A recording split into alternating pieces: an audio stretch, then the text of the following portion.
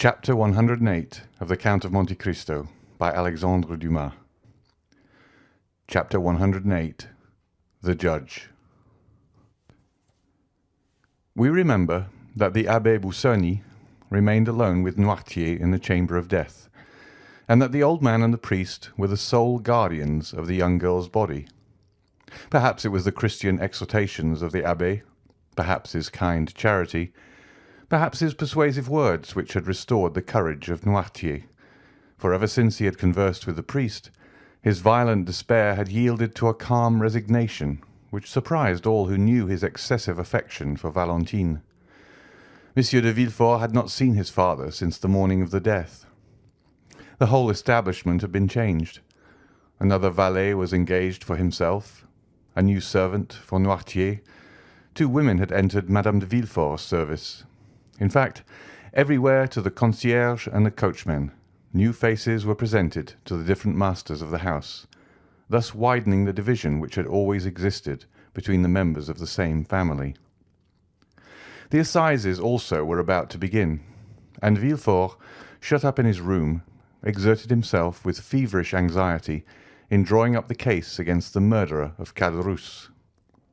This affair, like all those in which the Count of Monte Cristo had interfered, caused a great sensation in Paris. The proofs were certainly not convincing, since they rested upon a few words written by an escaped galley slave on his deathbed, and who might have been actuated by hatred or revenge in accusing his companion. But the mind of the procureur was made up. He felt assured that Benedetto was guilty, and he hoped by his skill in conducting this aggravated case to flatter his self-love, which was about the only vulnerable point left in his frozen heart. The case was therefore prepared owing to the incessant labour of Villefort, who wished it to be the first on the list in the coming assizes. He had been obliged to seclude himself more than ever, to evade the enormous number of applications presented to him for the purpose of obtaining tickets of admission to the court on the day of trial, and then so short a time had elapsed since the death of poor Valentine, and the gloom which overshadowed the house was so recent, that no one wondered to see the father so absorbed in his professional duties, which were the only means he had of dissipating his grief.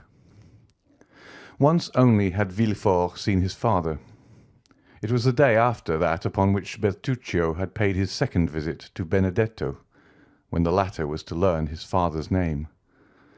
The magistrate, harassed and fatigued, had descended to the garden of his house, and in a gloomy mood, similar to that in which Tarquin lopped off the tallest poppies, he began knocking off with his cane the long and dying branches of the rose trees, which, placed along the avenue, seemed like the spectres of the brilliant flowers which had bloomed in the past season.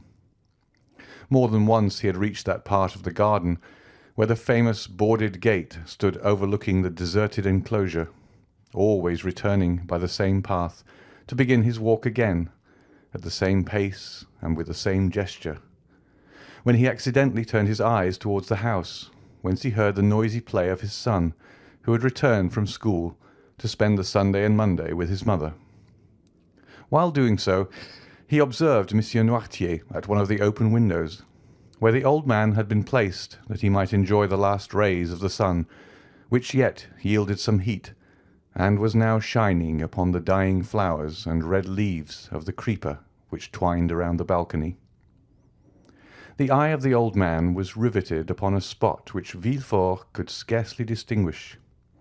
His glance was so full of hate, of ferocity, and savage impatience, that Villefort turned out of the path he had been pursuing to see upon what person this dark look was directed.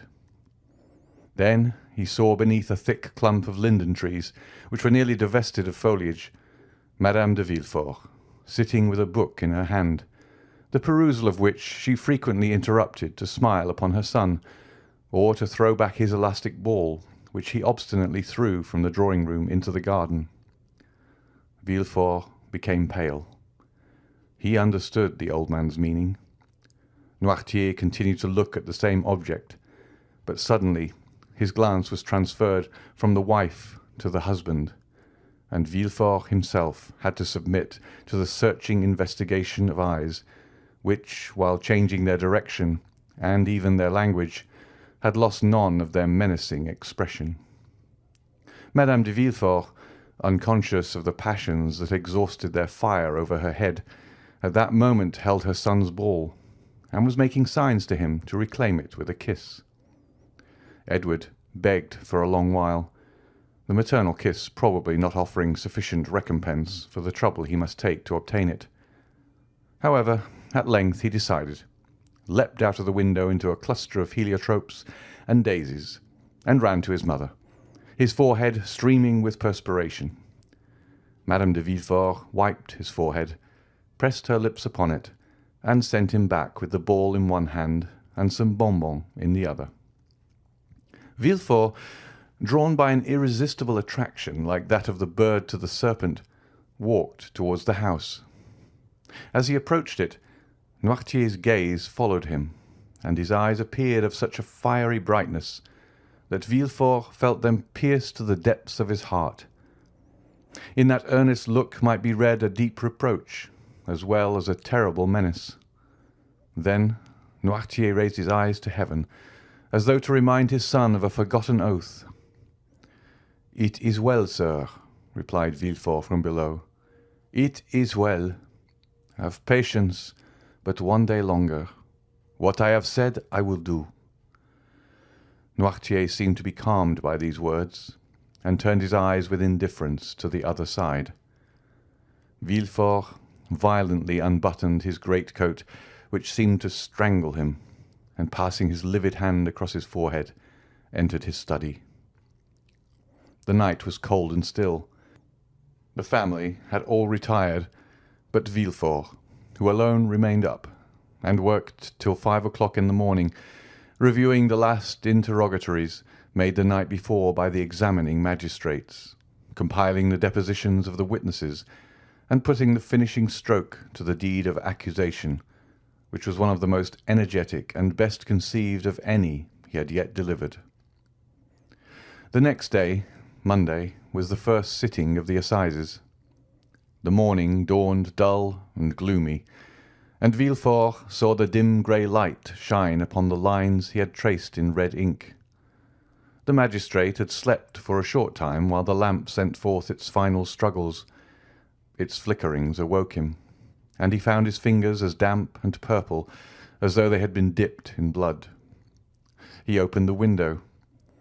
A bright yellow streak crossed the sky, and seemed to divide in half the poplars which stood out in black relief on the horizon. In the clover fields beyond the chestnut trees, a lark was mounting up to heaven, while pouring out her clear morning song.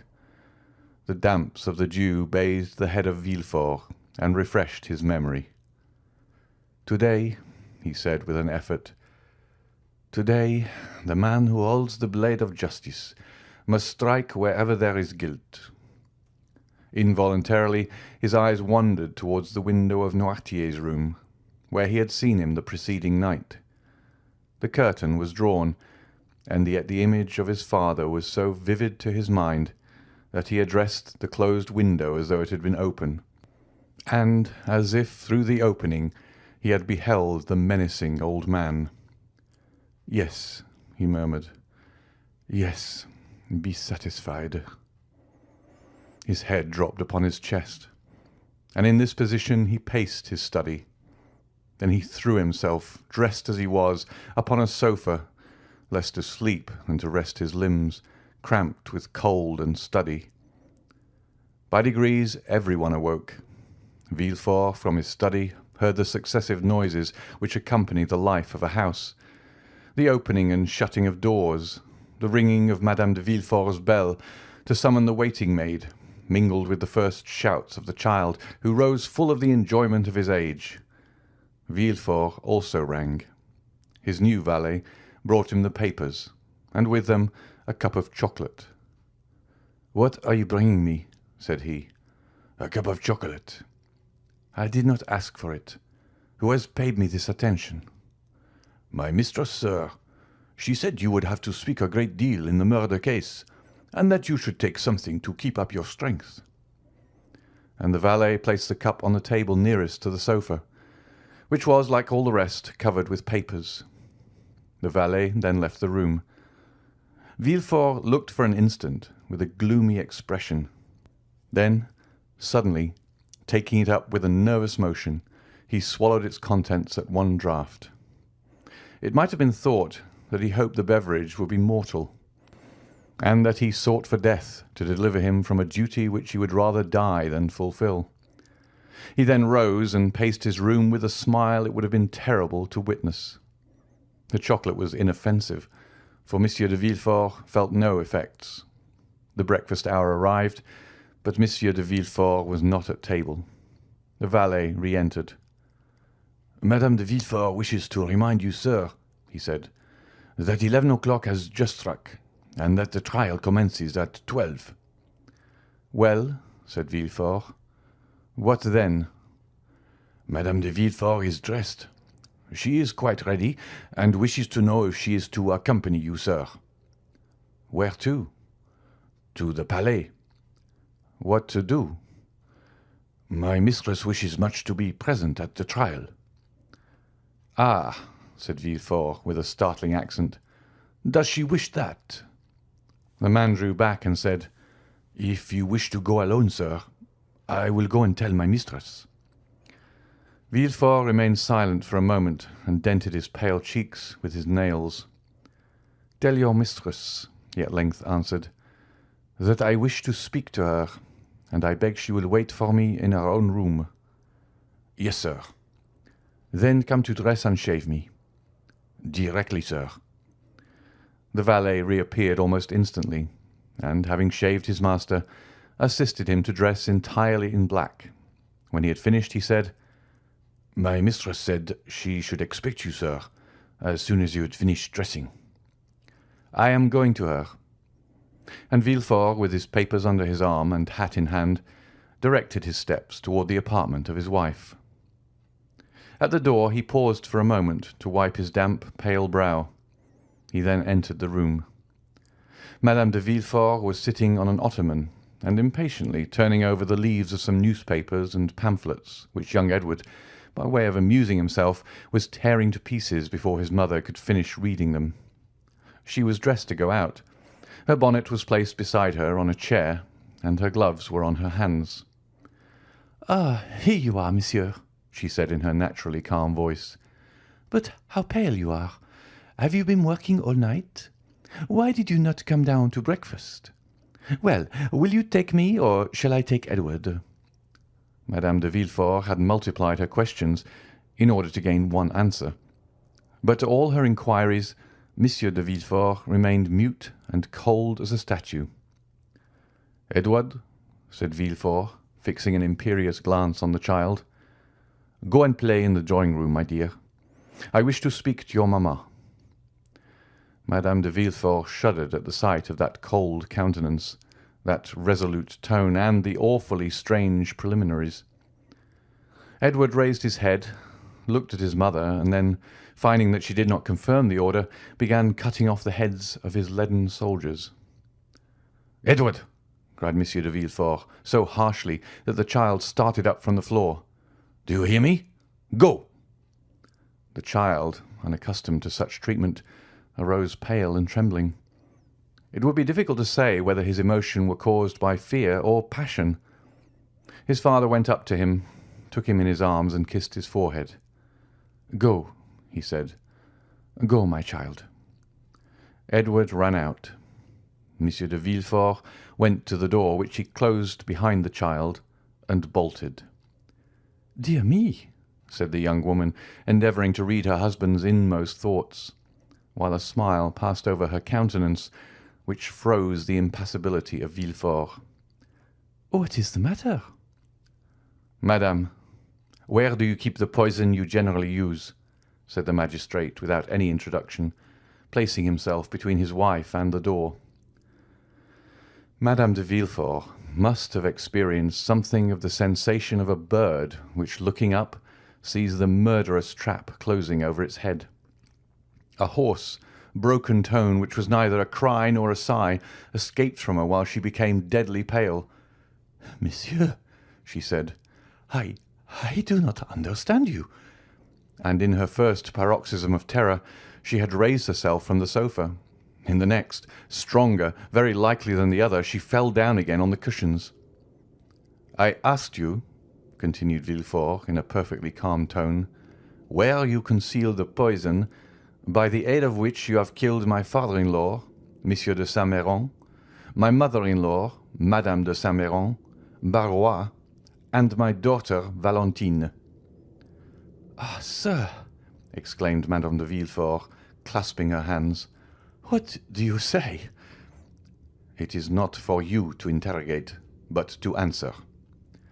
"Is it to the judge or to the husband?" stammered Madame de Villefort. "To the judge. To the judge, madame."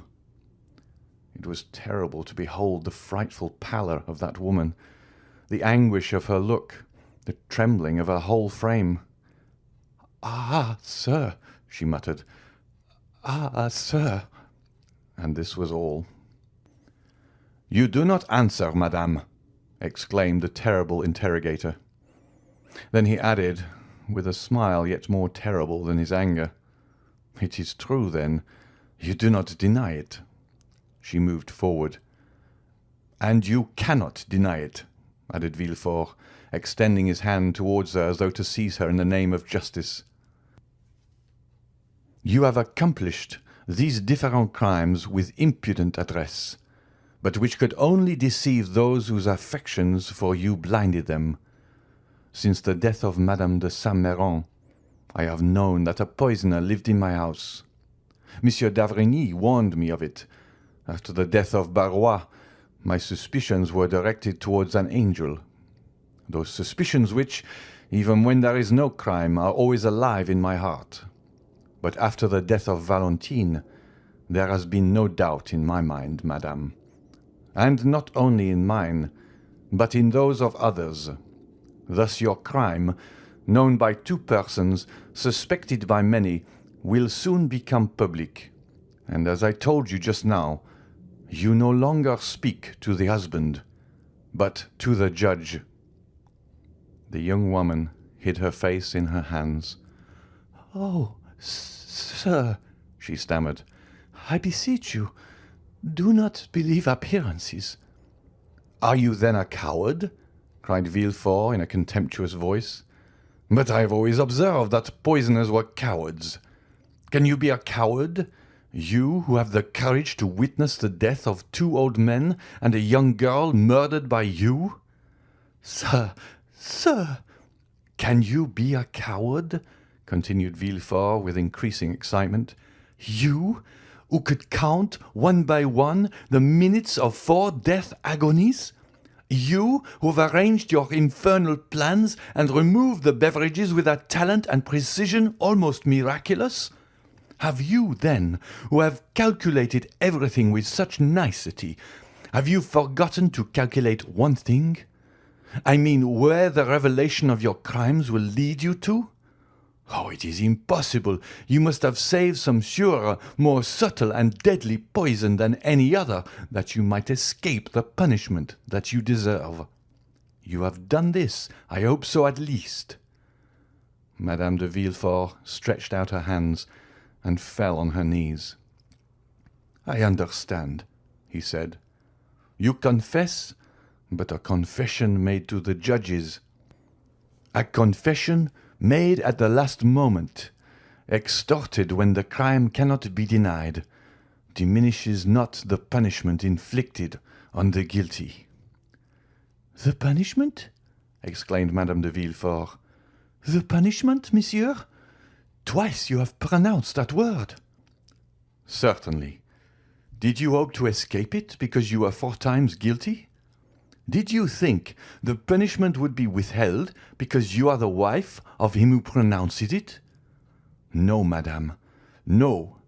The scaffold awaits the poisoner, whoever she may be, unless, as I just said, the poisoner has taken the precaution of keeping for herself a few drops of her deadliest potion." Madame de Villefort uttered a wild cry, and a hideous and uncontrollable terror spread over her distorted features. "Oh, "Do not fear the scaffold, madame," said the magistrate. "I will not dishonour you, since that would be dishonour to myself. No, if you have heard me distinctly, you will understand that you are not to die on the scaffold." "No, I do not understand. What do you mean?" stammered the unhappy woman, completely overwhelmed. "I mean that the wife of the first magistrate in the capital shall not, by her infamy, soil an unblemished name, that she shall not, with one blow, dishonour her husband and her child." "No, no, oh no!" "Well, madame, it will be a laudable action on your part, and I will thank you for it." "You will thank me for what?" "For what you have just said." "What did I say? Oh, my brain whirls. I no longer understand anything. Oh, my God, my God!" And she rose with her hair dishevelled and her lips foaming. "Have you answered the question I put to you on entering the room? Where do you keep the poison you generally use, madame?" Madame de Villefort raised her arms to heaven and convulsively struck one hand against the other. "No, no!" she vociferated.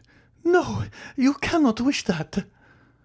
"What I do not wish, madame, is that you should perish on the scaffold.